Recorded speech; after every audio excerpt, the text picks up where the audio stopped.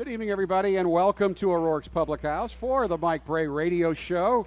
A tongue of heavy snow just descended on the campus, but we got some folks who have made their way out here for the show tonight. 1-1 week, and even though you want 2-0 weeks, when you take into account everything that's going on with your team right now, it's really two pretty good performances by your team. Disappointing again that you couldn't steal one on the road. You don't match up that well with Florida State, but you played them well.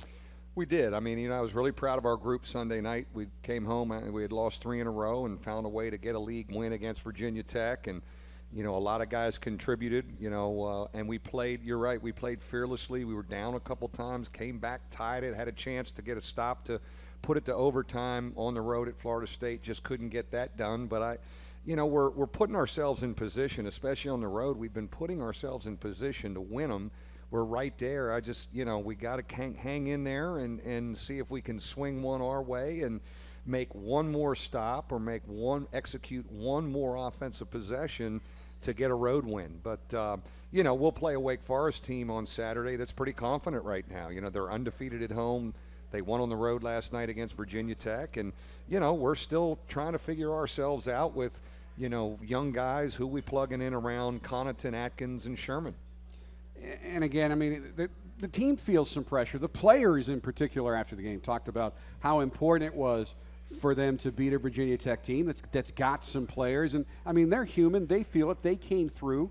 And then again, last night you're up against a Florida State team which drew their largest crowd of the year for Notre Dame. So you're walking into that atmosphere every night. And I think especially your big three all can play better, but all are playing awfully well. Yeah, we have to be careful, and I really have to be careful about how long they practice because we're asking a lot out of them, and our games are coming at us here. This is the third one this week coming.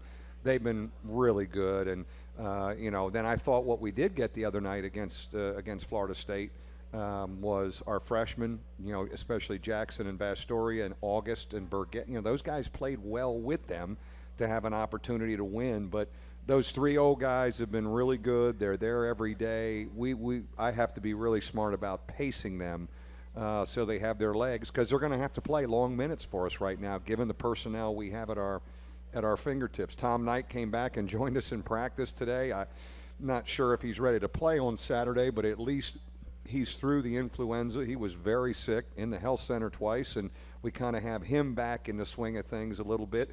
Austin Burgett, we have an unusual situation and a scary situation with a heart in the game.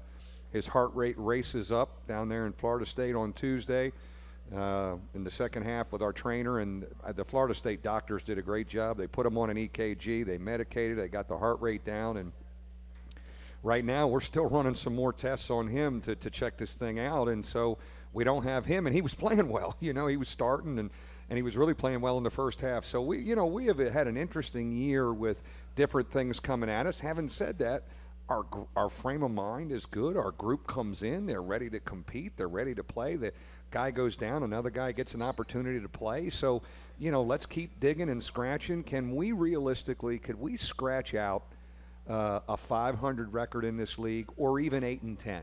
Because that's the reality of what we're looking at right now, given the personnel that we have. Can we do that? If you do that, and then you go down to Greensboro and maybe get 1 or 2, you could sneak in the back door of this thing. But that's the reality of this year.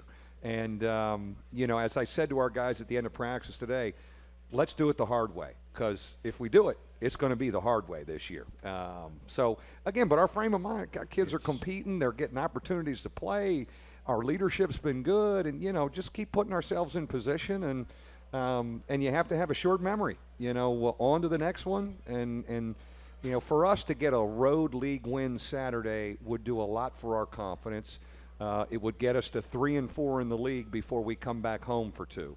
I mean, I was actually more impressed with the way you played at Florida State than I was with the Virginia Tech win, which was very, very important on a special night at Notre Dame. But Austin went down with about 4.5 minutes gone in the second half. Mm-hmm. So for the rest of that game, you basically had 6 guys. Yeah. VJ is still trying to work his way in, and he's still struggling. So you played the rest of that game with 6 players and still almost beat a Leonard Hamilton Florida State team that really defends well, goes 10 deep, and you were able to come back from a deficit and match them and make them make some terrific plays in the final stretch to beat you at home. Well, one thing I told our guys is you look around the league right now, I've never been in a league. I don't remember the Big East being where you look at scores and teams go on the road and maybe get beat by 20 or 30. Like Clemson goes to Pittsburgh and loses by 30, and they were leading our league for a while. And, what I love about our group is it's heartbreaking when you play it so close and you don't get it, but we're right in this thing. And, I say just keep putting ourselves in position, and we're going to get our share of them. We'll learn from it, and we'll get our share. So let's see if we can do the same thing we did in Atlanta. We did I'm trying to think of the road games. Maryland. Georgia Tech. Yeah, Maryland was a 2-possession game. Georgia Tech and the other night. Let's be in game situations under the 4-minute media timeout and see if we can execute better. See if we can get 2 stops in a row instead of 1 stop. See if we can make some big free throws to get one. And that's kind of who we are right now. And you also got to remember the team you have has to have a chance to improve and get better because we're playing so many young guys. Like, let them get reps. And my hope is, and I really believe, like, that's the stretch run, the end of February, you're going to have some freshmen not looking like freshmen anymore. They're getting a lot of opportunities. And now, again, we need those old guys still being a rock. And that's been an interesting dynamic, getting those older guys to trust the young guys all the time and say, God, should I kick it to them or do I need to make the play? And I'm trying to tell the 3 old guys, you got to keep throwing it to them. I know they may miss a couple now, but you know what? In mid-February, I think those are going to go down. So you got to hang in there and help us, help me.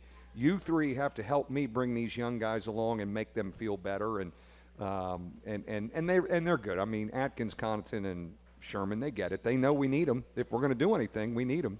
But I think that's an interesting take, too, on what your perspective is now, because I am hearing from a lot of very supportive fans. I mean, there's a big part of the fan base that is getting into this and knows what's going on, and they're really enjoying watching these young guys get a chance earlier than they normally would in your system, because I talked with Colin Falls at halftime the other night, because he's part of it, about the importance of being old in your offensive system, because that's why you're so hard to guard. That's why virtually no one can shut you down, because they don't know what you're going to do, because your players react to what the defense does. But it takes a while to get to that point. I mean, and I think you were asked this today.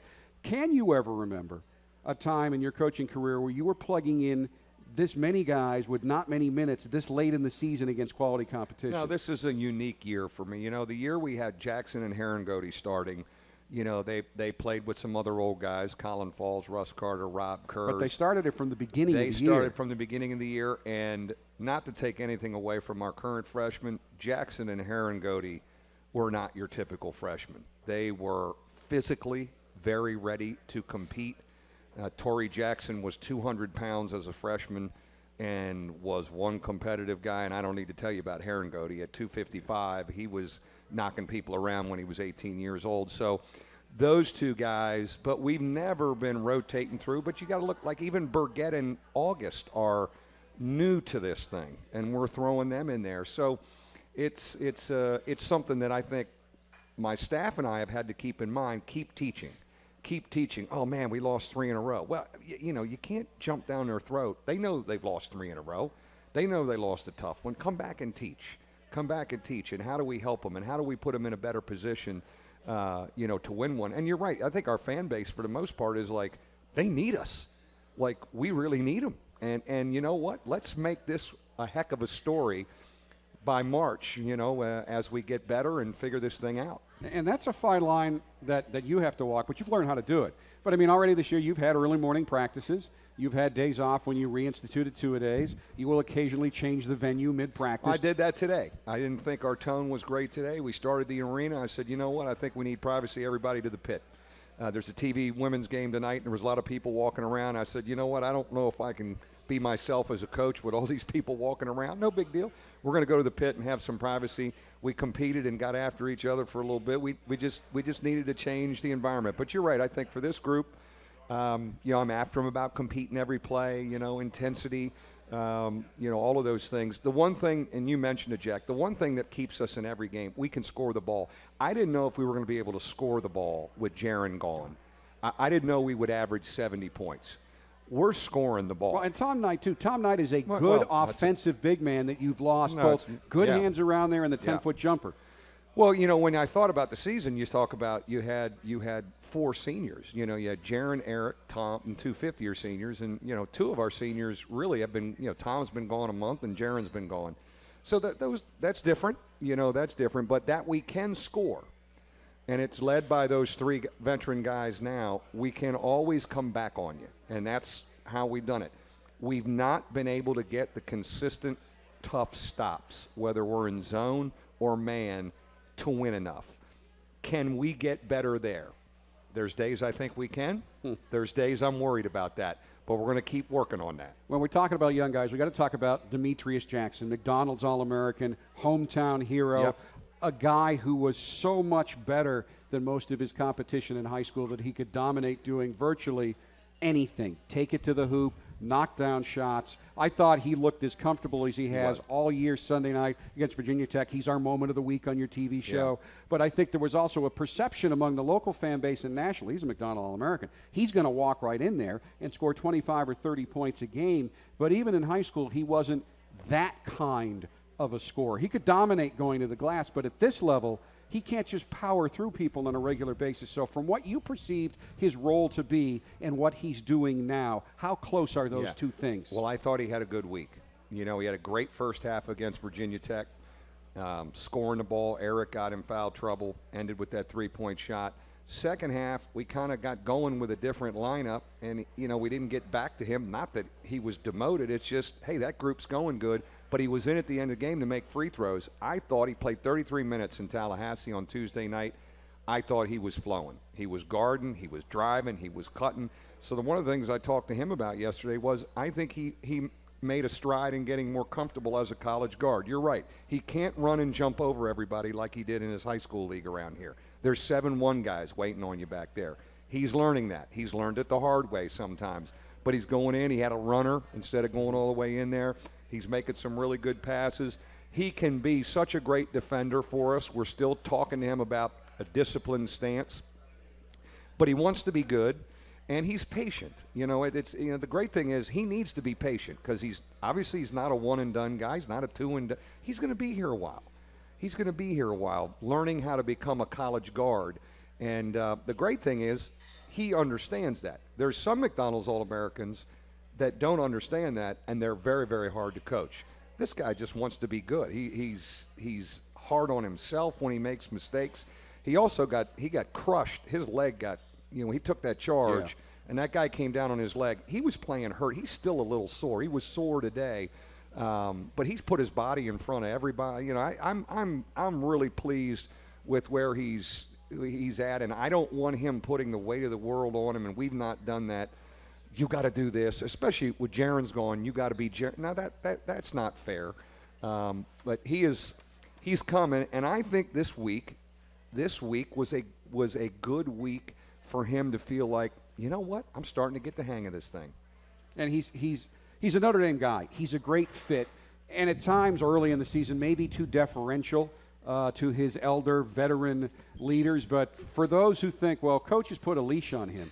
I can remember numerous times in November where you stopped practice and said, do not pass up that shot. At one point you said, next time you pass up that shot, I'm putting your rear end on the bench. So, but by the same token, you don't want anybody in your system forcing shots. Right. But you don't want them passing up good shots. Vastoria, who's a great shooter, VJ, at times they've passed up those shots, which is natural for a youngin'. You want whoever is on that floor taking good shots, but then it takes a while to be immediately recognize those. What is not a good shot when you're a young player. Well, it goes back to what Colin said. As a veteran in our system, you know that a little bit more. Now, I do think that Demetrius and Steve and VJ have learned a lot about how we play offensively, what a good shot is, how we play, how to move the ball. I mean, they're really sharp kids, and they're team guys, and so I'm pleased with their progress. But youth needs to get reps, and our guys, a lot of times the program's been set up where they're getting reps in practice, and then we call on them when they're a little older to do it when the lights are on. These 3 guys, it's like we need it now. And so there's been some nights where they look like they belong, and there's some nights where they really look young. But that's who we are, and we got to come back the next day and help them. And giving our young guys confidence is really much a key for me. Keeping them confident, coaching them that way. When they make a mistake, they don't hang their head. That's a big key coming from me, and I'm really conscious of that here the rest of the way. As we wrap up this segment, I do want to emphasize a point you made earlier about, February. How are we going to be like in February, towards the end of February? And we live in this instantaneous social media world, but you can't do that. You can't lose, as a coach, you can't lose key players and snap your fingers and expect young guys to suddenly be old guys. Now, I hear a lot of the fans go, boy, this is going to be great for next year because of all the experience they're getting now. But that's not what anybody on this team is thinking about. No. You're thinking about mid and late February, and wherever you end up in March, continuing to play somewhere in March, and certainly have not taken the NCAA tournament off the table not in at any all. way. No, let's talk the NCAA tournament right now. Our RPI today is 89. Our strength of schedule is like 44. We have 6 top 100 wins, 2 top 50 wins. That is a resume. Like right now, you're in pretty good position where if you can get to 500 in your league and pick off a couple good ones, on the 9-win side, you're going to be in the discussion. You go to Greensboro and you make some things happen there. And the one thing to remember about Greensboro, if you win in Greensboro, it's an automatic bid. So there's a lot of stuff. We're still, we're all in, man. We're all in. We're all in. It's not a rebuilding year. I mean, we're all in and trying to figure this thing out. And now what helped us was our non-league strength of schedule was so good.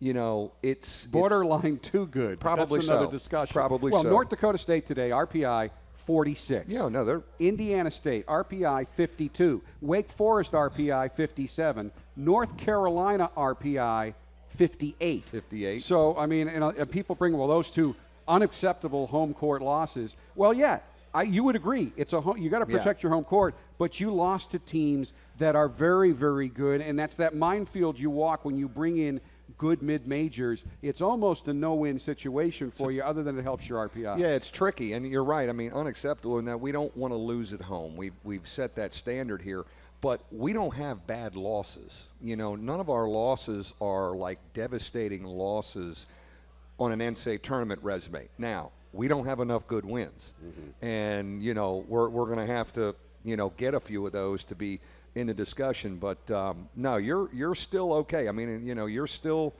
you still got you want a few to keep you in the mix. Your schedule was tough enough, but you're going to have to get some more. And it's really not unlike where we've been many times when we were in the Big East, where we had to do some things in the regular season to kind of make yourself part of the discussion for the NCAA tournament. So. We're a lot of basketball to be played, and there are going to be many twists and turns in this Atlantic Coast Conference before we even get to Greensboro in the ACC tournament. We are off and running on this edition of the Mike Brey Radio Show. We've got some audience questions. If you're here and haven't had a chance to submit your question, please do so right now. Lots more coming up. Eric Katenda, our special guest. What a terrific young man and a terrific story who finally got onto the floor. He's been through so much adversity. We're also going to talk coming up in our next segment a little bit about Coaches versus Cancer Awareness Week, which is next week this full week, beginning on Saturday, where he'll be involved in the sneakers game down in Wake Forest. So we got lots to talk about, and it's all coming up right after this time out on the Mike Brey Radio Show.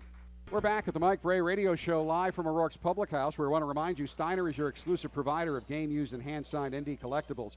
Visit steinersports.com or call 1-800-759-SCORE to speak with one of our VIP sales associates. Also want to remind you that men's basketball season ticket holders can win great prizes, including complimentary season tickets for next season with a perfect attendance record during ACC play this year. Don't miss a single conference game, or ensure that your tickets are used for each game, and you will be automatically entered to win. For more information, be sure to follow Notre Dame men's basketball on Facebook or Twitter. And you've got a great season ticket base, and I know one thing that we're trying to figure out at the university is we know season ticket holders can't come to every game, and we're trying to come up with ways to make it as easy as possible for you to allow your tickets to be used on Sure. those nights you can't use it, because we want to get as many people in there as we can each and every night. Yeah, no, that's been a great fan base for us. I mean, Virginia Tech crowd was awesome. We needed them. It was good to have our students back too. And then we've got Virginia coming in here next Tuesday. They're good. They're the best team in the league. Yeah. I think they're the best team in the league right now. No one's playing better than Virginia, and that's a 9 o'clock game on Tuesday. But one of the reasons you get to play them twice. So you really want to get them. We sweep them. We sweep them. You talk about quality chances for quality wins. There's 2 games against Virginia that can really put you in a whole different position just with one win. But one of the reasons we've been so good the last 7 years here is our home crowd's been great. Our season ticket. You've been the second best home team over the course of those last 7 years heading into this season. We were second only behind Kansas. I think with the ones we dropped, we're like 6th now, 5th or 6th. You're But right. for us to be in the top 10, we're really proud of that. And again, it's going to really come into play with, what do we have, 6 left? Yeah, six league games left. But yeah, I know that we've got some new marketing people, some new ticket people. I'm not plugged into all the different things they're doing, but I know we're trying to use tickets. If you don't use them, get them back so we can get some people in those seats and continue to make it a tough home court. Also want to welcome, we've got a bunch of women's season ticket holders tonight. I They do. play Miami at 8:30. Yes. They're enjoying your show tonight as they get ready to go root on the Irish. I know Muffet appreciates your battling the snowstorm tonight to get out there for an 8:30 start. Hopefully the Miami team will look out the window and not be able to warm up at all. Well, our for this our game women tonight. are playing so well. They're almost kind of a machine right now. Watched them a little bit against Tennessee when we got in the hotel. But, boy, everybody's coming after them now. They are on a heck of a roll, and that fan base is a great fan base. Gary Rivers is here as always. Compliments you on a great effort Tuesday. Just coming up a little short. Seems, oh boy, Gary, I'll ask him, and then he gets to wave this off. Are you okay with that? Gary can ask anything. He's a regular. The officials have not been giving us many breaks. Is that because we're the new team on the block, or is that the way it's done in the ACC? Gary, you have me wondering a little bit, too. I said, I mentioned today, I said, we are a full-fledged member last time I checked. We're playing a full slate. But many of the officials that we see in this league, we saw in the Big East. It's in a different context now because we're new in the ACC. Some of the rules have changed, the rough play stuff. But, I know my 2 technicals in the last 2 road games have been interesting. Well, you tried to get one. Yeah. But you didn't necessarily try to get the Yeah, other. I didn't really try to get the other one. But, we're going to have to keep arguing for our guys as we kind of try and create an identity in this league. But you knew that going in. And Sure. one of the things, and I've talked to a few officials about this, you have developed a tremendous relationship over the years with officials. Now, you do get on them. You are intense, but you're fair, and they have Yeah. always liked that. But I've been through this transition once before when Notre Dame went from independent to the Big East, and the same thing happened. And it's human nature.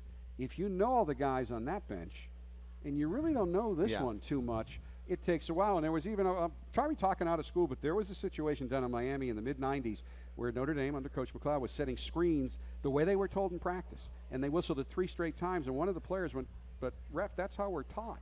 Hey, you tell your coach that's an NBA thing. We don't do that in the Big East. Part of the process of learning how teams do things and Yeah. being accepted. And you knew hostile road environments, people excited for Notre Dame, biggest crowd of the year at Florida State. I think it was one of the biggest, if not the biggest, at Georgia Tech. Yep. It was going to be tougher this year. It was certainly not the year that you needed all these personnel losses. That's just made it more difficult. But it's not surprising that there wasn't a seamless transition because you really had everything going in the Big East. You knew the venues, you knew the teams, and you knew the officials. It is new. There is some kind of probably getting familiar period, and as I said, many of these officials we've had before, and I have long-standing relationships with them. We are getting great punches from people. Our program is really respected, and to have a chance to beat our program for any ACC team is a feather in their cap. So we are getting great efforts, and we will on Saturday with someone who has a chance to beat our program because of how consistent it's been really over the last 7 years. Mike from Granger has made it here tonight. Coach, can you clarify the charge call on Pat versus FSU? You seem somewhat distressed by the call. What is that rule exactly? Well, the rule is, and I think we've made it hard on the officials, quite frankly, is it's harder to get a charge this year because now when they use the word, when the offensive player gathers the ball to go into his motion, the defensive player is supposed to be set. Well, on that play, I thought Pat Connaughton gathered at 15 feet at the foul line, and the guy was still moving a little bit. And really, it's hard under that. If that's the rule, it's harder to get charges. I mean, that's why it was put in. I mean, we felt it was a bailout move that there were too many charges being given and rewarding bad defensive plays and hurting offense. And I think in fairness to the officials, I think that's a hard rule for them to officiate, watching to see, did he gather, when did he gather, is the guy moving? I wonder if we should go back to the old rule, as long as he's set before he leaves the floor, but to move that arc out. We have the arc. Maybe we put the arc out more.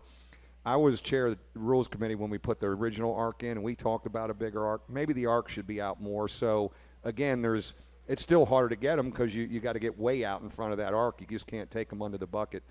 But I think officials are handcuffed a little bit right now with this.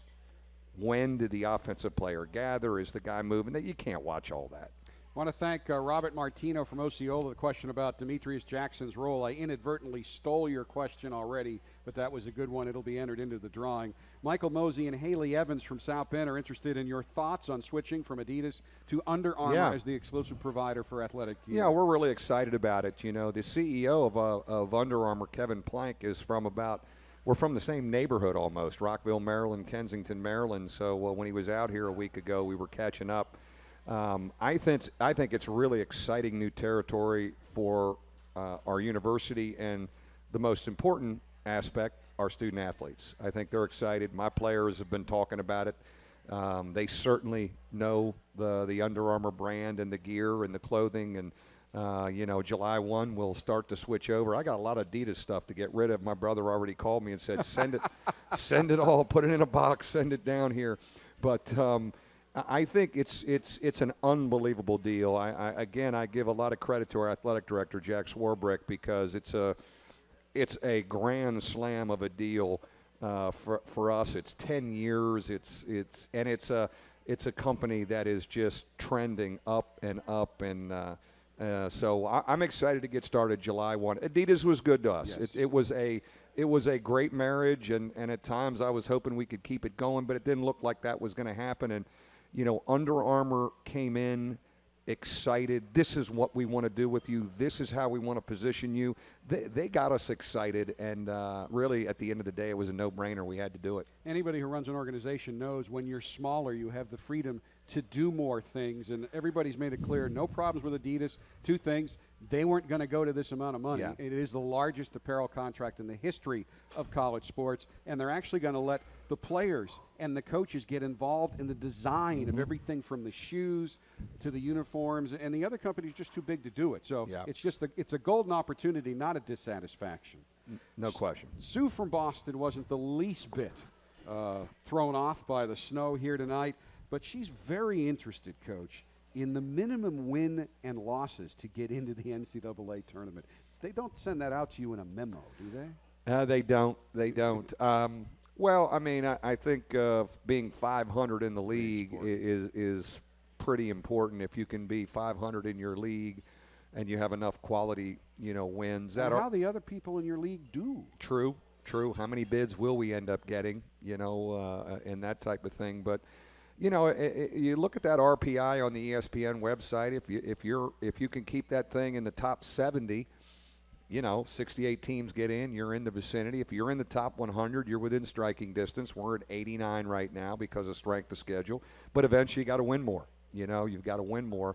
The other thing is you got the ACC tournament then to maybe to be able to do some things. And so, I mean, there's been teams a couple years ago, an Alabama team that was 25-8 but played a very weak schedule, non-league, didn't get a bid, and a Georgia team that was 17-13 got in because they played one of the tougher schedules in the country. So one of the things the committee is really looking at, it's get away from number of wins. It's, who'd you play, who'd you beat? The one thing that we did, this is the toughest non-conference schedule we've ever played.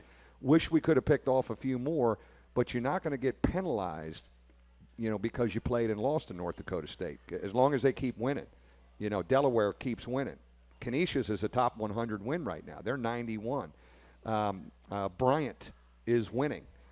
Indiana State is winning. So we need those guys. Miami of Ohio has had to put together. Santa Clara has put together a pretty good year, there. But you've got some top 50 RPI games here on our schedule in the ACC, and you got to get a couple of those. Here's a great example. We were maybe around 500. It may have been my second or third year here. Pitt was a top 10 RPI team, and we swept them. And we were right around 500. That got us in the tournament. We had a sweep over Pitt, whose RPI was maybe 11 or 12. So, you got a Virginia out there, twice. You got a Syracuse. You got a Pittsburgh coming here. You got some powerful quality wins that can drive your RPI up into the top 50. And so there's a lot of, the one thing about playing in a league like this, or in the Big East, there's a lot of opportunities to do it.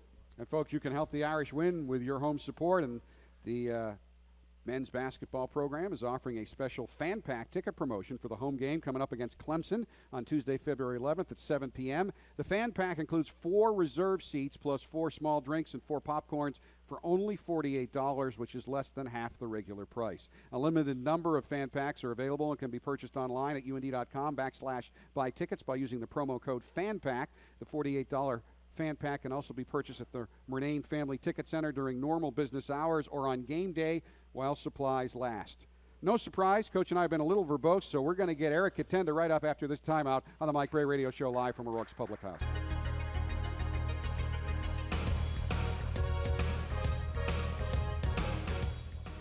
Jack Nolan, Coach Brey, and Eric Katenda back with you here on the Mike Brey Radio Show. Eric, of course, the 6'9", 230-pound sophomore forward from Paris, France, who was one of the top 100 players in the country. When you signed to come to Notre Dame, you know his story now. Severed optic nerve in the summer before he got here. Then you had some knee issues, and against Virginia Tech, you finally got on the floor in a game. What was that like for you? It was just crazy. It was like so unexpected. I don't know if you guys saw me take my pants off. It took me a while because it was just like so sudden, but definitely a great experience. And I mean, I'd like to thank Coach Brey for that. It was fun. So. And you didn't do that, Coach, just to get him into the game. I mean, I went to the practice the Friday before that Sunday game, and there was a stretch in that practice where he was one of the best big men on the floor for you. I mean, he is really getting back to the point where he can play this game again. Well, the knee has not given us problems. He's been able to practice now for a couple weeks, and he's a physical guy in practice. He defends, he rebounds, and he plays against Sherm and Zach all the time. And my feeling was the end of half, I said, I want to get him in there, and I have the utmost respect for him. He has not had the best of luck in the health situation, but for a guy that would have reasons to have his head down and mope around, he's never been like that. He's an amazing example for anybody, especially guys on our team, about just keeping your head up and plugging. And he's a great teammate, and he just needs to stay ready. You just never know. But it was great to see him in there because it's been a while. And folks who are watching our show on WatchND, and by the way, you can listen to the show after the fact, audio-wise. iTunes makes this show available every week. Listen to it on your commute, or when you're trying to go to sleep at night. Although we're so exciting, no one could go to sleep listening to our show. We also put up the video archive of the show, so there's lots of ways to watch it if you can't watch it live. But lots of things that we can talk about. First of all, how about your adjustment to the U.S. now? You came over here right after your freshman year of high school. I think when we talked last time, you didn't know a lot of English when you came over here. Oh, I couldn't speak a word of English when I first came in. So, it was tough for me to, make friends, go to class, understand everything. I really was, the kid from overseas that had a hard time just, have conversations with other people. But by now, I feel like you guys pretty much can consider me an American. I've been in the States for so long. What's your favorite thing about being over here? This program, Notre Dame. I love this. I mean, I love being here. Like it's a great institution, a great program. I just love being here. I love my teammate. I love my dorm mates. I love the coaches. It's just a fun place to be. How did you learn English? How did I learn English? Listening to rap music. Picked out the good stuff and not the bad stuff, right? Yeah, a little bit from the classroom and just being around American people. I mean, you have no accent at all, and it is. They have proven that it's physiologically more difficult to learn a language the older you get. How did you pick it up and pick it up so naturally? Honestly, I can't even answer that question. It just came naturally to me. It's just from listening to people. Like, it was a period of time where, like, when I first came to the U.S., I really paid attention to what people said because I really was trying to mimic the accent and stuff. And with time, it just came naturally.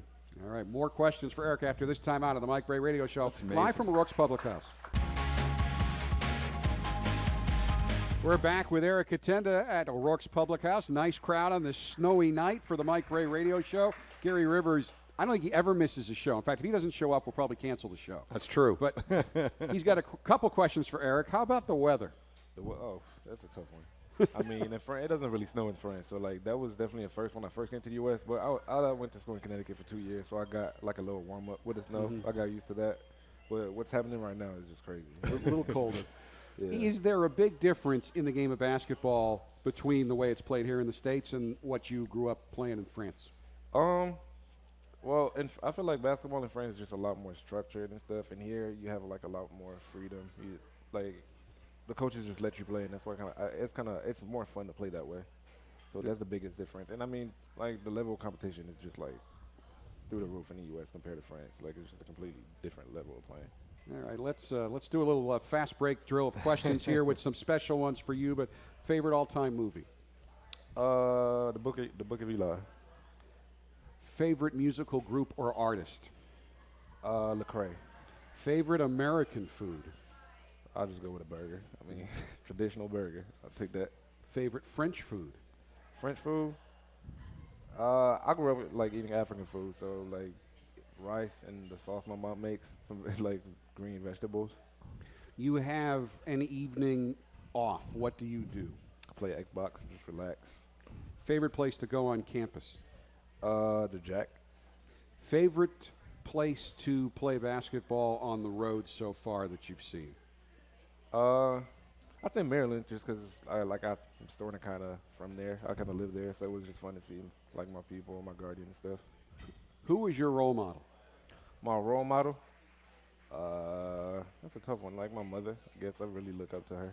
Now, you're rather worldly growing up in Paris and being in the U.S., but is there a place that you have not visited yet that you would like to? In the U.S.? Anywhere in the world. I'd like to go to California just to see what it's like. I heard a lot of great things about it, so that would be fun. I mean, I'd like to see see the weather. Gee, maybe there's some place we can play out there at some point. Yeah. It's not that much difference than here. It just doesn't have lake effect snow in most of California. All right, player on the team most like you? Most like me? Berg.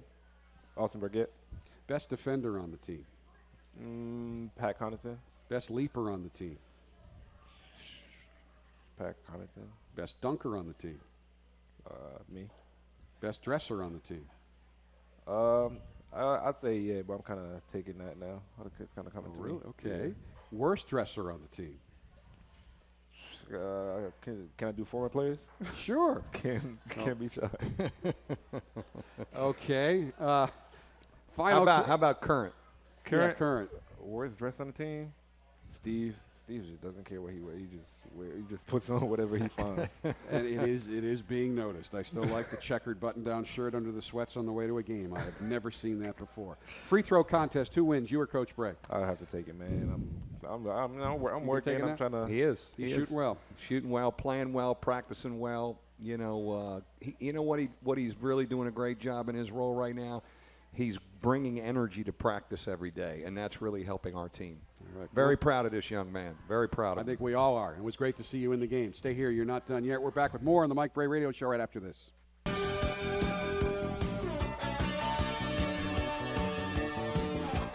We're We're back on the Mike Brey Radio Show, where we want to remind you the Fighting Irish coaches will be participating in their annual Coaches vs. Cancer Suits and Sneakers Awareness Weekend this Saturday by wearing sneakers with their coaching shoots at Wake Forest. It's a visual reminder of the importance of nutrition and physical activity in reducing a person's cancer risk. Now, the Notre Dame Coaches vs. Cancer Awareness Game is next Tuesday night. We'll be honoring both Coach Brey and his wife for all they've done, but also a lot of groups on campus who've done a lot in the fight against cancer. By the way, since 2000, when Coach got here, he and his wife Tish have raised more than $2 million for the American Cancer Society. Had a good run, haven't we?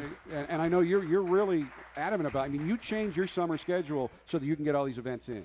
It is. It's been amazing in this community over 14 years how people have, I'll be out and people will talk more about that than they will our point guard or what's going on in the ACC. And, this community has embraced it. And I don't know how – I run into probably a cancer survivor every day who, because of the program, will come up and say, hey, Coach, love that you're doing that. I'm a survivor, or my mom, or whatever. It's touched all of us. We know that in some way, shape, or form. And you're right. We've got our things going in the summer, but this is a nice time during the season to bring awareness to it. The nice thing about it is on tomorrow I don't have to pack dress shoes.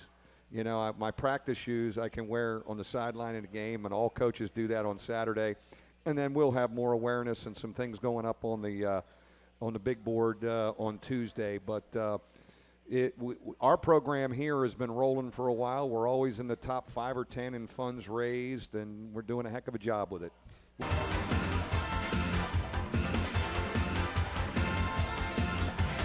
In 15 seconds, Coach, keys to Wake Forest. They really get down the floor. They're going to bang that board. We're going to have to rebound the ball. For us, can we get up and down, and can we change defenses on them? Coach, thank you. Eric Katenda, great job, Eric. Great to see you on the floor. We're going to see you more, I know, before the year's over. Yep. Coach, always a pleasure. Thank you for listening, folks. Thanks for coming out. Good night, and go Irish.